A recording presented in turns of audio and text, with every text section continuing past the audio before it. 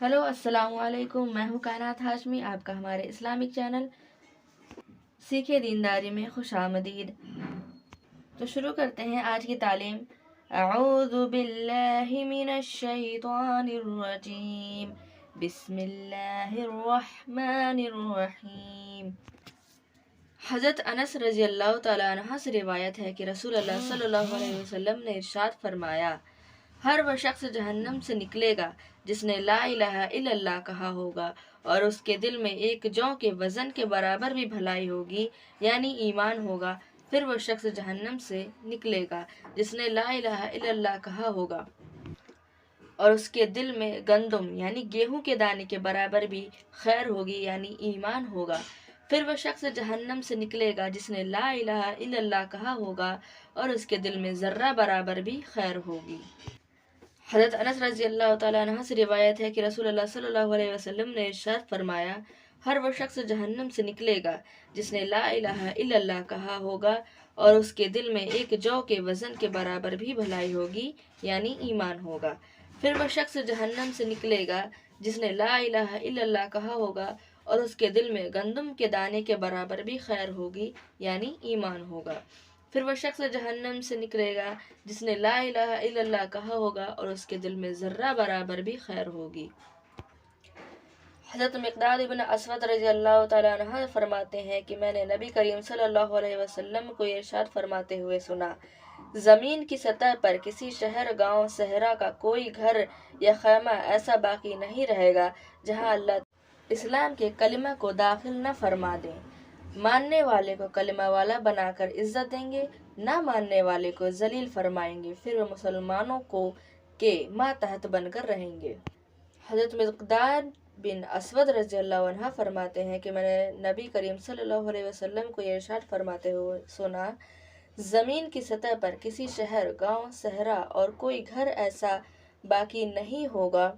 जहां अल्लाह ताला इस्लाम के कलिमे को दाखिल न फरमा दें। मानने वाले को कलमा वाला बनाकर इज्जत देंगे, ना मानने वाले को जलील फरमाएंगे। फिर वह मुसलमानों के मातहत बनकर रहेंगे। हज़रत हंज़ला उसैदी रज़ी अल्लाह तआला अन्हा से रिवायत है कि रसूलुल्लाह सल्लल्लाहु अलैहि वसल्लम ने इरशाद फरमाया, जो शख्स पांचों नमाजों की इस तरह पाबंदी करे कि वुज़ू और औकात का एहतमाम, औकात यानी वक्त का एहतमाम करे, रुकू और सजदा अच्छी तरह करे और इस तरह नमाज पढ़ने को अल्लाह ताला की तरफ से अपना ज़िम्मा ज़रूर समझे, तो उस आदमी को जहन्नम की आग पर हराम कर दिया जाएगा। हज़रत हंज़ला उसैदी रज़ी अल्लाह तआला अन्हा से रिवायत है कि रसूलुल्लाह सल्लल्लाहु अलैहि वसल्लम ने इरशाद फरमाया, जो शख्स पांचों नमाजों की इस तरह पाबंदी करे कि वुज़ू और औकात का एहतमाम करे, रुकू और सजदा अच्छी तरह करे और इस तरह नमाज पढ़ने को अल्लाह ताला की तरफ से अपने ज़िम्मा ज़रूर समझे, तो इस आदमी को जहन्नम की आग पर हराम कर दिया जाएगा, यानी कि वो शख्स जहन्नम में नहीं जाएगा। हज़रत अबू क़तादा बिन रिबाई रज़ी अल्लाह तआला अन्हा रिवायत करते हैं कि रसूलुल्लाह सल्लल्लाहु अलैहि वसल्लम ने इरशाद फरमाया, अल्लाह ताला इरशाद फरमाते हैं कि मैंने तुम्हारी उम्मत पर 5 नमाजें फ़र्ज की हैं और इस बात की मैंने जिम्मेदारी ले ली है कि जो शख्स मेरे पास इस हाल में आएगा, उसने इन 5 नमाजों को अब उनके वक्त पर अदा करने का एहतमाम किया होगा, उसको जन्नत में दाखिल करूँगा, और जिस शख्स ने नमाजों का एहतमाम नहीं किया होगा तो मुझ पर उसकी कोई जिम्मेदारी नहीं, चाहे माफ़ कर दूँ या सज़ा दूँ। हज़रत अबू क़तादा बिन रिबाई रज़ी अल्लाह तआला अन्हा रिवायत करते हैं कि रसूलुल्लाह सल्लल्लाहु अलैहि वसल्लम ने इरशाद फरमाया, अल्लाह ताला इरशाद फरमाते हैं कि मैंने तुम्हारी उम्मत पर 5 नमाजें फ़र्ज की हैं और इस बात की मैंने जिम्मेदारी ले ली है कि जो शख्स मेरे पास इस हाल में आएगा, उसने इन 5 नमाजों को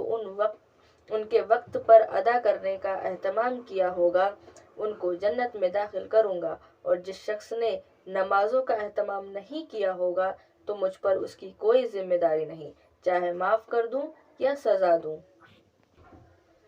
हज़रत इब्न अब्बास रज़ी अल्लाह तआला अन्हा से रिवायत है कि रसूलुल्लाह सल्लल्लाहु अलैहि वसल्लम ने इरशाद फरमाया, लोगों को दीन सिखाओ, उनके साथ आसानी का बर्ताव करो और सख्ती का बर्ताव ना करो। हज़रत इब्न अब्बास रज़ी अल्लाह तआला अन्हा से रिवायत है کہ رسول اللہ صلی اللہ علیہ وسلم نے ارشاد فرمایا، لوگوں کو دین سکھاؤ، ان کے ساتھ آسانی کا برتاؤ کرو اور سختی کا برتاؤ نہ کرو۔ حضرت عبداللہ بن مسعود رضی اللہ تعالیٰ عنہ فرماتے ہیں کہ رسول اللہ صلی اللہ علیہ وسلم نے ارشاد فرمایا، جب اللہ تعالیٰ کسی بندے کے ساتھ بھلائی کا ارادہ فرماتے ہیں تو اسے دین کی سمجھ عطا فرماتے ہیں اور صحیح بات اس کے دل میں ڈالتے ہیں۔ حضرت عبداللہ بن مسعود رضی اللہ تعالیٰ عنہ فرماتے ہیں کہ رسول اللہ صلی اللہ علیہ وسلم نے ارشاد فرمایا، جب اللہ تعالیٰ کسی بندے کے ساتھ بھلائی کا ارادہ فرماتے ہیں تو اسے دین کی سمجھ عطا فرماتے ہیں اور صحیح بات اس کے دل میں ڈالتے ہیں۔ اللہ ہم سب کو دین کی سمجھ اور اس پر عمل کرنے کی توفیق عطا فرمائے، آمین ثم آمین۔ حضرت عبداللہ بن مسعود رضی اللہ تعالیٰ عنہ روایت کرتے ہیں کہ رسول اللہ صلی اللہ علیہ وسلم نے ارشاد فرمایا، جو شخص قرآن کریم کا ایک حرف پڑھے اس کے لیے ایک حرف کا بدلہ ایک نیکی ہے اور ایک نیکی کا اجر 10 نیکی کے برابر ملتا ہے۔ میں یہ نہیں کہتا کہ سارا الف لام میم ایک حرف،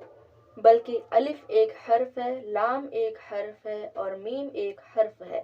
یعنی یہ 3 حرف ہوئے، اس پر 30 نیکیاں ملیں گی۔ حضرت عبداللہ بن مسعود رضی اللہ تعالیٰ عنہ روایت کرتے ہیں کہ رسول اللہ صلی اللہ علیہ وسلم نے ارشاد فرمایا، جو شخص قرآن کریم کا ایک حرف پڑھے اس کے لیے ایک حرف کا بدلہ ایک نیکی ہے اور ایک نیکی کا اجر 10 نیکی کے برابر ملتا ہے۔ میں یہ نہیں کہتا کہ سارا الف لام میم ایک حرف ہے، بلکہ الف ایک حرف ہے، لام ایک حرف ہے اور میم ایک حرف ہے، یعنی یہ 3 حرف ہوئے، اس پر 30 نیکیاں ملیں گی۔ حضرت ابو ہریرہ رضی اللہ تعالیٰ عنہ فرماتے ہیں کہ رسول اللہ صلی اللہ علیہ وسلم نے ارشاد فرمایا، قرآن شریف سیکھو پھر اس کو پڑھو، اس لیے کہ جو شخص قرآن شریف سیکھتا ہے اور پڑھتا ہے اور تہجد میں اس کو پڑھتا رہتا ہے، اس کی مثال اس کھلی تھیلی سی ہے جو مشک سے بھری ہوئی ہو اور اس کی خوشبو تمام مکان میں پھیلتی ہے۔ اور جس شخص نے قرآن کریم سیکھا پھر باوجود اس کے کہ قرآن کریم اس کے سینے میں ہے وہ سو جاتا ہے، یعنی اس کو تہجد میں نہیں پڑھتا، اس کی مثال اس مشک کی تھیلی کی طرح ہے جس کا منہ بند کر دیا گیا ہو۔ مشک یعنی خوشبو یا عطر وغیرہ۔ فائدہ: قرآن کریم کی مثال مشک کی ہے اور حافظ کا سینہ اس تھیلی کی طرح ہے جس میں مشک ہو، لہٰذا قرآن کریم کی تلاوت کرنے والا حافظ اس مشک کی تھیلی کی طرح ہے جس کا منہ کھلا ہو، اور تلاوت نہ کرنے والا مشک کی بند تھیلی کی طرح ہے۔